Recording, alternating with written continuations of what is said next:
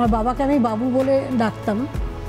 উনি ছিলেন স্বাধীনতা সংগ্রামী এবং মাস্টারদা সূর্য সেনের গ্রুপের একেবারে কনিষ্ঠতম সদস্য ছিলেন আমার বাবু। কি বলছো? স্বর্গীয় প্রফুল্ল রঞ্জন রায়।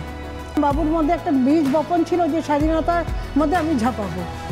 ঠাকুরদা এটা খুব একটা পছন্দ করছিলেন না, তাও বলতে গেলে বাবা ওই মোটামুটি কিছুটা জানিয়ে কিছুটা না জানিয়ে বাড়ি থেকে চলে এসেছিলেন এবং প্রচুর ঘাত প্রতিঘাতের মধ্যে থেকে করতে করতে এবার এসে বাবুর জন্ম হচ্ছে 1914 সালে।